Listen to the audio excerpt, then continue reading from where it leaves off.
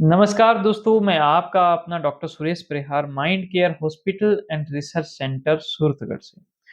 दोस्तों, आज का जो सवाल है वो एक बुजुर्ग माताजी का है, जो अपने बच्चे को लेकर बहुत ज़्यादा चिंतित थी और उनका कहना ये था कि साहब हमारा हम जिस क्षेत्र में रहते हैं, वो जो एरिया है वो बहुत ही खराब है।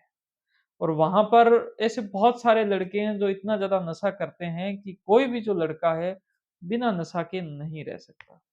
लेकिन मेरा सवाल ये है कि मेरा जो बेटा है, वो लगभग 25 बार हमें ऐसे महसूस हुआ कि उसने नशा छोड़ दिया। वो कहता है कि साहब नशा मैंने छोड़ दिया। लेकिन वो नशा छोड़ देता है और फिर से वो नशा करने लग जाता है।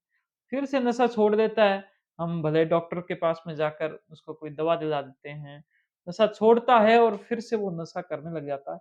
हम क्या करें और इसके पीछे क्या कारण है?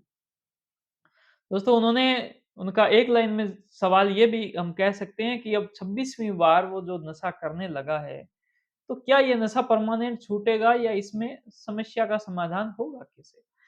दोस्तों, पूरी सब चीज़ों का आकलन करने के बाद में एक ही बात निकल के आती है, वो ये कि आपको थोड़ा-सा ये जो समस्या है इसको गहराई से समझना पड़ेगा। सबसे पहली बात ये है कि आप यूँ मानो कि नशे का काम करना, वो जो न नशे का जो पदार्थ है वो शरीर के अंदर जाता है, वो काम कैसे करता है? वो माइंड की नाड़ियों से काम करता है।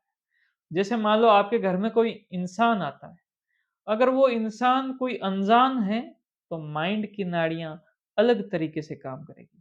वो अगर इंसान आपका जानकार है, तो माइंड की नाड़ियाँ अलग तरीके से काम करेगी। वो अगर इंसान आपका रिश्तेदार है, तो माइंड की नाड़ियाँ अलग तरीके से काम करेगी, आप खुश हो जाएगी।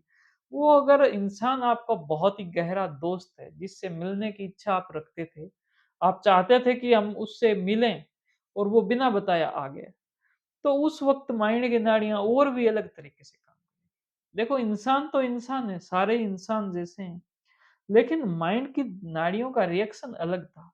वैसे ही बहुत सारे पदार्थ हैं, जिसमें बीड़ी सिगरेट भी है, जिसमें शराब भी है, जिसमें गुटखा भी लोग खाते हैं, जिसमें लोग अफ़ीम खाते हैं, जिसमें लोग अभी जो चरस का सेवन करते हैं, जिसमें जो स्मेक का सेवन करते हैं, जिसमें जो चिट्टे के नाम से नशा होता है।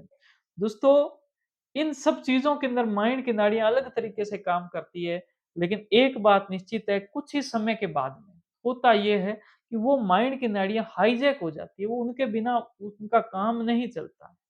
और वो इतनी ज़्यादा उनके साथ में जुड़ जाती है कि उसके बाद में ना वो घर देखते हैं, ना वो परिवार देखते हैं, ना वो कुछ और देखते हैं। तो एक प्रकार से वो इंसान अपने दिमाग से काम नहीं कर रहा होता। वो उस नशे से जुड़ी हुई सारी जो सिस्टम है, सारा जो सिस्टम है, वो उसको चलाने लग जाता है।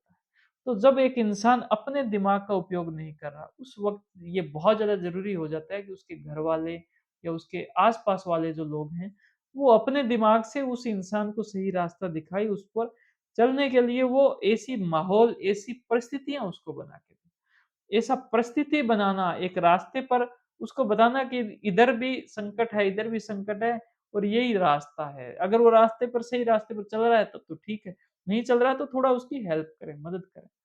और ये बिल्कुल उसी प्रकार से जैसे एक इंसान नशे में जब गिर जाता है, उसके बाद उसने ट्रीटमेंट लिया, उसकी तकलीफ़ें सारी दूर हो जाएगी, अब उसकी नशे करने की कोई इच्छा नहीं रहेगी।